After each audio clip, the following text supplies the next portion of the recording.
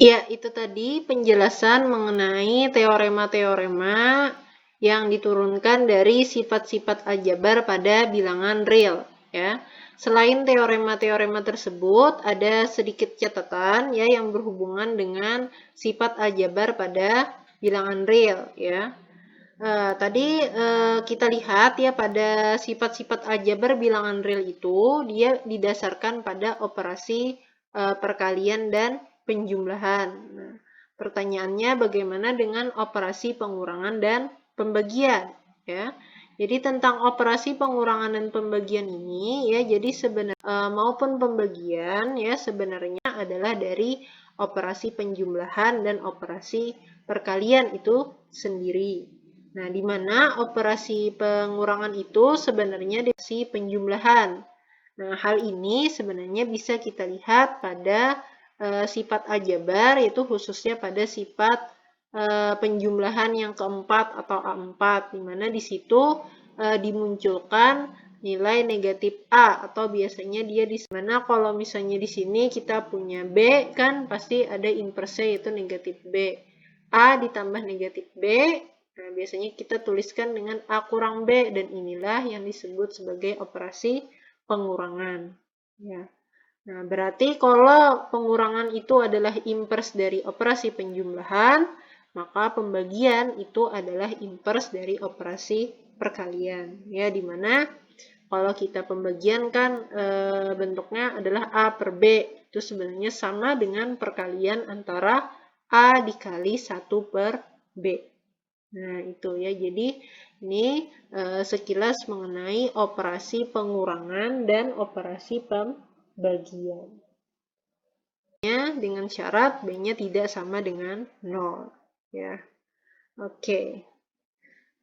Oke, kita lanjutkan. Sudah mengenai sifat aljabar, ada satu teorema ya yang sebenarnya ini tambahan, yaitu teorema yang dia itu ada hubungannya dengan himpunan bilangan yang lain, yaitu bilangan rasional dan irasional ya. Sebelum ke situ, di sini ada beberapa notasi dulu ya, maaf lupa nih. Hanya sebatas kesepakatan saja ya, ini mungkin bisa kalian pahami ya.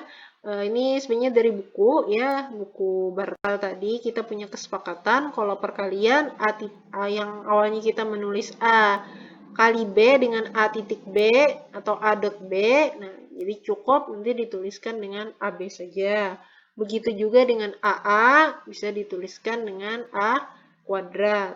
Begitu juga dengan A kuadrat kali A atau A pangkat 2 kali A itu cukup dituliskan dengan A3, di mana secara umumnya dia bentuknya seperti ini ya, di mana kalau kita punya A n tambah 1, A pangkat n plus 1 itu sama dengan A pangkat n dikali A, dengan syarat n-nya adalah anggota himpunan bilangan real. Jadi ini kesepakatan notasi, penulisan notasi. Begitu juga dengan A pangkat 1 akan dituliskan dengan A, ya. 1 per A akan dituliskan dengan A pangkat negatif 1, ya. Begitu juga dengan 1 per A pangkat N dapat ditulis menjadi A pangkat negatif N.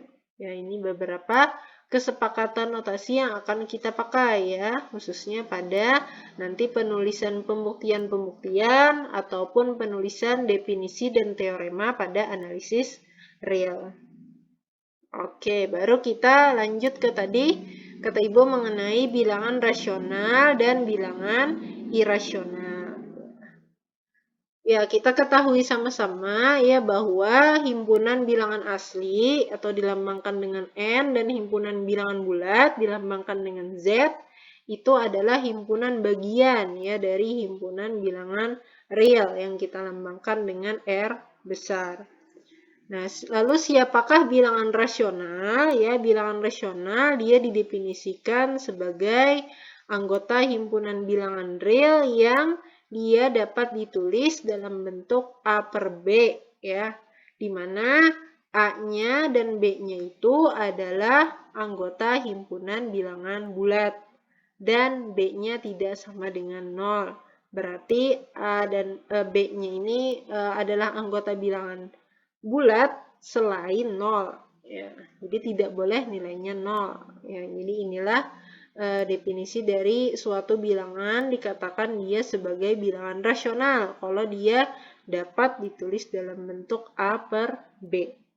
Nah, ini ya mengenai bilangan rasional.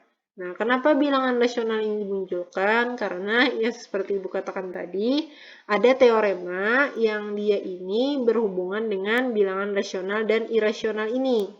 Ya, di mana isi teoremanya ini adalah mengatakan bahwa tidak ada bilangan rasional yang akarnya adalah 2. Nah, di mana teorema ini kita namakan sebagai teorema 4 ya, karena ini adalah teorema keempat pada pertemuan kedua.